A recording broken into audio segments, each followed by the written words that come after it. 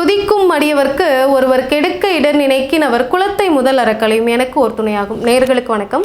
இன்றைக்கி நம்ம பார்க்கக்கூடிய பதிவு அப்படிங்கிறது 2025ஆம் ஆண்டிற்கான சனிப்பெயர்ச்சி பலன்களை பற்றி தான் இந்த பதிவில் நிறைவாக பார்க்கவிருக்கிறோம். முதல்ல நம்ம நேயர்களுக்கு ஒரு சில விஷயங்களை சொல்லணும். இந்த சேனலுக்கும் எனக்கும் நீங்கள் கொடுத்துட்ருக்கக்கூடிய ஆதரவிற்கு மனமார்ந்த நன்றிகள். இதில் இன்னொரு விஷயம் என்ன அப்படின்னா, ஒரு பதிவு நம்மளுடைய வாழ்க்கையை மாற்றும் அல்லது நமக்கு பயனுள்ள வகையில் இருக்கும் அப்படிங்கிற அந்த ஆர்வத்தோடையும் நம்பிக்கையோடும் தான் அந்த பதிவை நம்ம பார்க்குறோம். அப்படி இருக்கும் பொழுது அந்த பதிவை நம்ம நிறைவாக பார்க்கணும். சில பதிவுகளை நம்ம ஓப்பன் பண்ணதுக்கு பிறகு பாதியிலே அந்த பதிவை ஸ்கிப் பண்ணிடுவோம். அதனாலேயே நமக்கு நிறைவான பலன்கள் அப்படிங்கிறது கிடைக்கிறதில்ல. அதனால் கடைசி வரைக்கும் இந்த பதிவுகளை ஸ்கிப் பண்ணாமல் பாருங்கள். ஏன்னா இன்றைக்கி நம்ம பார்க்கக்கூடிய பதிவு அப்படிங்கிறது மிக முக்கியமான ஒரு பதிவு அப்படிங்கிறதோட 2.5 ஆண்டு காலத்திற்கான நம்மளுடைய வாழ்க்கையினுடைய திட்டமிடலை பற்றி இந்த பதிவில் நிறைவாக பார்க்கவிருக்கிறோம். அதனால் இந்த பதிவை ஸ்கிப் பண்ணாமல் பாருங்கள். பயனுள்ள நிறைய பதிவுகளையும் ஸ்கிப் பண்ணாமல் பார்க்கறதுக்கு ஒரு வழக்கத்தை ஏற்படுத்திக்கோங்க. இன்றைக்கி நம்ம பார்க்கக்கூடிய பதிவு அப்படிங்கிறது 2025ஆம் ஆண்டிற்கான சனிப்பெயர்ச்சி பலன்களை பற்றி தான் இந்த பதிவில் நம்ம பார்க்கவிருக்கிறோம். இந்த சனிப்பெயர்ச்சி பலன் அப்படின்னு சொல்லக்கூடியது இந்த 2025ஆம் ஆண்டிற்கு மட்டுமா அப்படின்னு கேட்டோன்னா கண்டிப்பாக இல்லை. இந்த பதிவு எவ்வளவு நாட்களுக்கு உங்களுக்கு பயனுள்ள வகையில் இருக்கும் அப்படின்னா அடுத்த 2.5 ஆண்டு காலத்திற்கு கண்டிப்பாக பயனுள்ள வகையில் இருக்கும். அதனால் இந்த பதிவை முழுமையாக பாருங்கள்.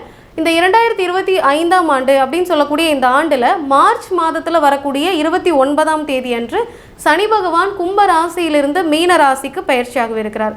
அடுத்த 2.5 ஆண்டு காலத்திற்கு என்ன மாதிரியான பலன்களையும் கெடுபலன்களையும் நமக்கு தரவிருக்குது அப்படிங்கிறத தெரிஞ்சுக்கிட்டு அதற்கு தகுந்த மாதிரியான நம்மளுடைய வாழ்க்கையினுடைய பயணத்தையும் நம்ம வாழ்க்கையினுடைய திட்டமிடலையும் நம்மளால் கண்டிப்பாக அமைச்சிக்க முடியும். அப்போது மற்ற எல்லா கிரகங்களுமே முக்கியத்துவம் வாய்ந்ததாக இருந்தாலும் கூட மிக முக்கியமான 3 கிரகங்களை நம்ம பயிற்சிக்கு பார்க்கறது உண்டு. அப்படி எடுத்துக்கும் பொழுது நவ கிரகங்களில் 3 முக்கியமான பயிற்சி அப்படின்னு சொல்லக்கூடியது முதல் விஷயமாக இருக்கக்கூடியது குரு பயிற்சி, அடுத்தது ராகு கேது பயிற்சி, அதே போல் சனி பயிற்சி அப்படின்னு சொல்லக்கூடியது. ஏன் மற்ற கிரகங்களுக்கு நம்ம முக்கியத்துவம் கொடுத்து பார்க்கறது இல்லை, இந்த 3 கிரகங்களுக்கு மட்டும் நம்ம முக்கியத்துவம் கொடுத்து பார்க்குறோம் அப்படின்னா மற்ற கிரகங்கள் நாட்கிரகங்களாகவும் அல்லது மாத கிரகங்களாகவும் இருக்குது. அப்படின்னா நாள் கணக்கில் நகரக்கூடிய கிரகங்களாகவும் மாத கணக்கில் பயிற்சி ஆகக்கூடிய கிரகங்களாகவும் இருக்கக்கூடிய கட்டாயத்தினால தான் அதை நம்ம அடிக்கடி பயிற்சியாக பார்க்கறது இல்லை. அதே போல் நீண்ட காலமாக இருக்கக்கூடிய பயிற்சிக்கு நம்ம முக்கியத்துவம் கொடுத்து பார்க்குறோம். இது நம்மளுடைய வாழ்க்கையினுடைய திட்டமிடலை அடிப்படையாக வைத்திருக்கு. அப்படிங்கிறதுனால தான் இந்த பயிற்சி காலங்களில் நம்ம முக்கியத்துவம் கொடுத்து பார்க்குறோம். அதே போல் இந்த சனி பயிற்சி ராகு கேது பயிற்சி அப்படின்னாலே ஒரு கூடுதல் பய உணர்வு அப்படிங்கிறதும் நம்மக்கிட்ட இருக்குது. இதில் சனி பகவான் அப்படின்னா கூடுதலான ஒரு பய உணர்வு அப்படிங்கிறதும் மரண பயத்தை ஏற்படுத்தக்கூடிய ஒரு உணர்வு அப்படிங்கிறதும் இருக்குது. இதெல்லாம் ஏன் இருக்குது அப்படிங்கிறத பற்றி நம்ம பார்க்கவிருக்கிறோம். அதே போல் இந்த சனி பகவானுடைய வல்லமை எத்தகையது, இந்த சனி கிரகம் எந்த மாதிரியான தன்மையில் இருக்குது அப்படிங்கிறத தெரிஞ்சுக்கிட்டோன்னா தான் அடுத்து நம்மளுடைய வாழ்க்கையை அதற்கு தகுந்த மாதிரி இந்த 2.5 ஆண்டுகளுக்கு திட்டமிட முடியும். அதனால தான் இந்த கிரகத்தினுடைய தன்மையை முதல்ல பார்த்துட்டு அடுத்ததாக நம்முடைய ராசிக்கு என்ன பலன்கள் அப்படிங்கிறத நம்ம கட்டாயமாக பார்த்துடலாம். முதல்ல சனி பகவான் அப்படின்னு எடுத்துக்கும் பொழுது நவ கிரகங்கள்லேருந்து முழுமையாக வேறுபட்டு தனித்து இருக்கக்கூடிய ஒரு கிரகமாக இந்த சனி பகவான் இருக்கிறாரு. இந்த சனி பகவான் யார் அப்படின்னு நம்ம பார்த்தோம்னா சூரியனுடைய புதல்வராக இருக்கக்கூடியவர். சூரிய புதல்வர்கள் அப்படின்னு சொல்லக்கூடியது யமதர்மராஜாவும் சனி பகவானும். அப்போது யமதர்மராஜா எப்படி நீதி நெறிக்கு உட்பட்டு ஆட்சி நடத்தக்கூடியவராக இருக்கிறாரோ, எந்த பாரபட்சமும் இல்லாமல் ஆட்சி நடத்துகிறாரோ, தண்டனைகளை வழங்குறாரோ, அதே போல தான் சனி பகவானும் இருப்பார். அப்படிங்கிற ஒரு காரணத்தினால தான் கூடுதல் பயம் அப்படிங்கிறதும் பய உணர்வு மரண பயம் அப்படிங்கிறதெல்லாம் நமக்கு கட்டாயமாக வந்துடுது. ஆனால் ப்ராக்டிக்கலாக நம்ம பார்த்தோம் அப்படின்னா சனி பகவானுடைய பயிற்சியில் பய உணர்வு ஏற்படணும் அப்படிங்கிற அவசியம் இல்லை. சிலர் நம்ம நினைப்போம் அப்படியெல்லாம் கிடையாது, ஆனால் இந்த சனியினுடைய தாக்கம் அதிகமாக தான் இருக்குது. 7.5 சனியினுடைய காலத்துலேயோ அல்லது சனி தசை நடக்கும் பொழுது கூட சனி புத்தி நடக்கும் பொழுது கூட இந்த தசாபுத்தி காலங்கள்லையும் நமக்கு பய உணர்வு அப்படிங்கிறது அதிகமாக இருக்குது, தாக்கம் அப்படிங்கிறதும் அதிகமாக இருக்குது. இதெல்லாம் ஏன் இருக்குது? ஒரு சிலருக்கு அதனுடைய தாக்கம் ஏன் குறைவாக இருக்குது அப்படின்னா சில கேட்டகரிக்குள்ளே வரக்கூடிய பர்சன்ஸ் அப்படின்னு சொல்கிறவங்கள இந்த சனி பகவான் தொந்தரவு பண்ணுறதே இல்லை.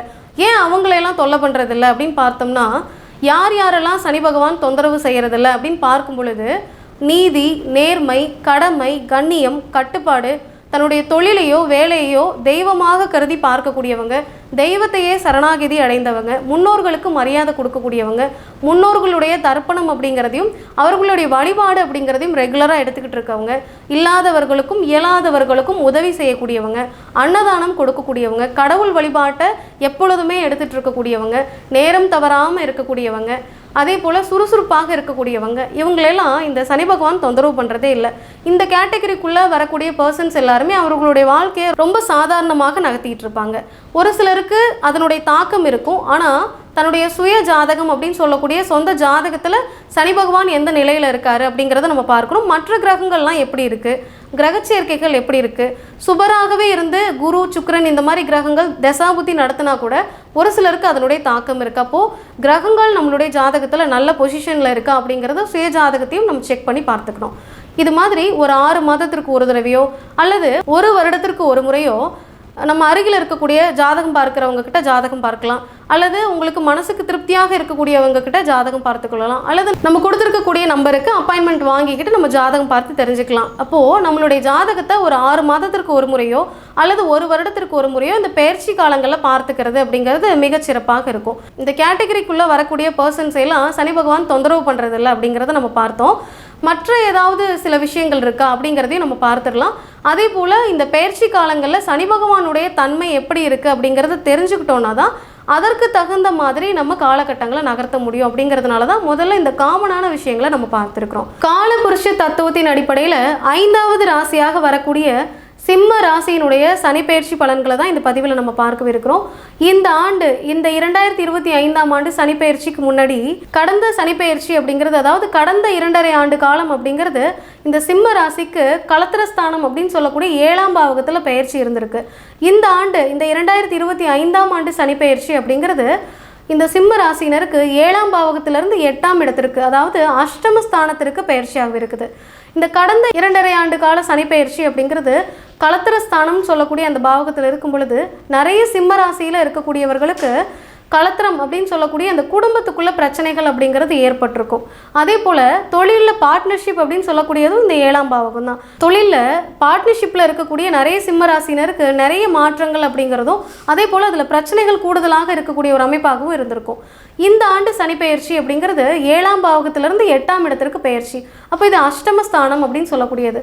பொதுவாகவே அஷ்டம சனி அல்லது அஷ்டம சனியினுடைய காலகட்டம் அப்படிங்கிறப்ப உழைப்பு அதிகமாகும். அதே போல் அந்த உழைப்புக்கேற்ற ஊதியம் அப்படிங்கிறது குறைவாகவும் இருக்கும். உழைப்பு அதிகமாக செய்தும் கூட உழைப்புக்கேற்ற ஊதியம் இல்லை அப்படின்னு சொல்லக்கூடிய ஒரு காலகட்டமாக இருக்கும்.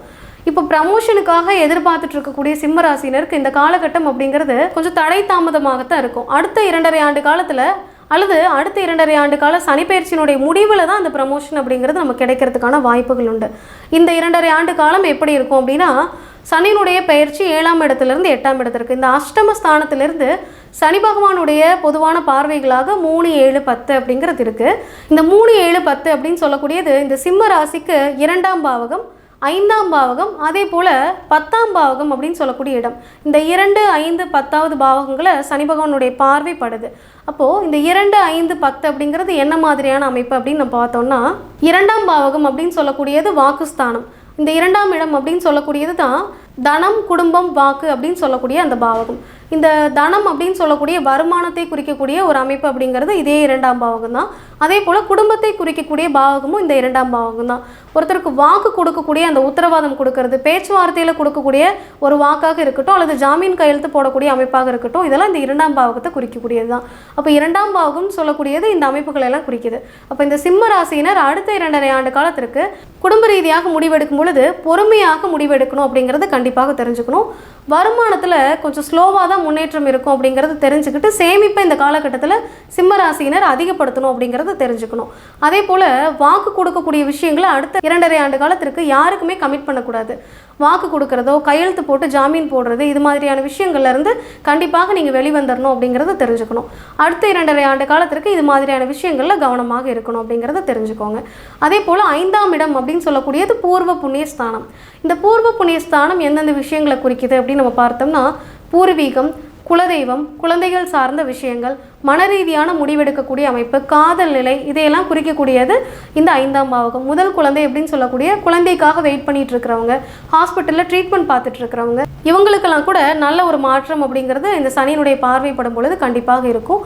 இதில் பூர்வீகத்தில் சொத்து பத்துக்களுக்காக கோர்ட்டு கேஸு, வம்பு வழக்குன்னு இருக்கக்கூடியவர்களுக்கு போராடி பெறக்கூடிய ஒரு அமைப்பு அப்படிங்கிறது கண்டிப்பாக உண்டு.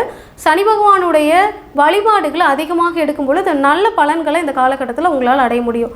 ஆனால் போராடி ஜெயிக்கக்கூடிய ஒரு அமைப்பாகவாது கண்டிப்பாக இருக்கும். பூர்வீகத்தில் கேஸ் போட்டாவது இந்த சொத்துக்கு என்ன ஒரு சொல்யூஷன் தெரிஞ்சுக்கலாம் அப்படின்னு சொல்லி வெயிட் பண்ணிட்டு இருக்கிறவங்களாம் அவங்களுடைய சுய ஜாதகத்தில் இருக்கக்கூடிய திசா புத்தியை செக் பண்ணிக்கிட்டு அதற்கு தகுந்த மாதிரி நல்ல முடிவுகளை எடுக்கிறது அப்படிங்கிறது சரியானதாக இருக்கும்.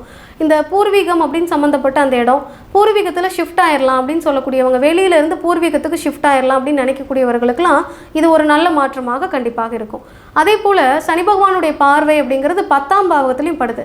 இந்த 10ஆம் பாவகம் சொல்லக்கூடியது கர்மஸ்தானம். பொதுவாக கர்மஸ்தானம் அப்படின்னு சொல்லக்கூடியது தொழில் நிலையும் குறிக்கக்கூடியது. அப்போது கர்மஸ்தானத்தில் இந்த சனி பகவானுடைய பார்வை படுது அப்படிங்கிறப்ப நம்மளுடைய பூர்வ புண்ணியம் அப்படின்னு சொல்லக்கூடிய கர்ம வினைகளின் அடிப்படையில் கூட இதனுடைய தாக்கம் அப்படிங்கிறது கண்டிப்பாக இருக்கும். அதே போல் தொழிலில் கொஞ்சம் ஸ்லோவாகிற மாதிரி நமக்கு ஒரு அமைப்பு அப்படிங்கிறது இந்த காலகட்டத்தில் ஏற்படும். லாபங்கள் அப்படிங்கிறது கிராஜுவலாக, அதாவது நார்மலான ஒரு முன்னேற்றம் அப்படிங்கிறது தான் இந்த காலகட்டத்தில் இருக்கும். அதிக லாபம் அப்படிங்கிறத இந்த காலகட்டத்தில் நம்ம எதிர்பார்க்க முடியாது. ஏன்னா அஷ்டம சனி அப்படிங்கிறப்போ உழைப்பு அதிகமாகவும் ஊதியம் குறைவாகவும் இருக்கும். ஆனால் அஷ்டம சனியினுடைய காலகட்டம் முடிவடையும் பொழுது உழைப்புக்கேற்ற ஊதியம் அப்படிங்கிறது கண்டிப்பாக இந்த சனி பகவான் கொடுப்பார். அப்படிங்கிறதுனால இந்த காலகட்டத்தில் உழைப்பு அப்படிங்கிறத அதிகப்படுத்துங்க. அதே போல் வழிபாடு அப்படிங்கிறது கண்டிப்பாக அதிகரிக்கணும். ஏன்னா பூர்வ புண்ணியஸ்தானத்தில் சனி பகவானுடைய பார்வை பட்டு அதே போல் கர்மஸ்தானத்துலேயும் படுது. அப்படிங்கிறதுனால குலதெய்வ வழிபாடு அப்படிங்கிறத கண்டிப்பாக நீங்கள் செய்து கொள்ளணும். அதே போல் தினசரி சூரிய நமஸ்காரம் அப்படிங்கிறத செய்துட்டு ஒவ்வொரு சனிக்கிழமையிலும் சிவ வழிபாடு அப்படிங்கிறத அதிகமாக எடுத்துகிட்டு வரணும். இந்த மாதிரி சிவன் கோயில் இருக்கக்கூடிய சனி பகவான் வழிபாடை ஒவ்வொரு சனிக்கிழமை நாட்களும் நீங்கள் எடுத்துகிட்டு வரும் பொழுது கண்டிப்பாக உங்களுடைய வாழ்க்கையில் நல்ல ஒரு முன்னேற்றம் அப்படிங்கிறதும் அதிகரிக்க ஆரம்பிக்கும். இந்த பதிவு அப்படிங்கிறது கண்டிப்பாக உங்களுக்கு பயனுள்ள வகையில் இருக்கும் அப்படின்னு நம்புகிறேன். இந்த பதிவை உங்களுடைய நண்பர்களோடும் உற்றார் உறவினர்களோடும் பகிர்ந்து கொள்ளுங்கள். உங்களுடைய சப்போர்ட் எங்களுக்கு தேவை. அப்படிங்கிறதுனால இந்த சேனலை சப்ஸ்கிரைப் பண்ணிக்கோங்க. ஆன்மீகமும் தர்ம சிந்தனையுமே அவருடைய வாழ்க்கை பாதையை கட்டாயமாக மாற்றும். நன்றி.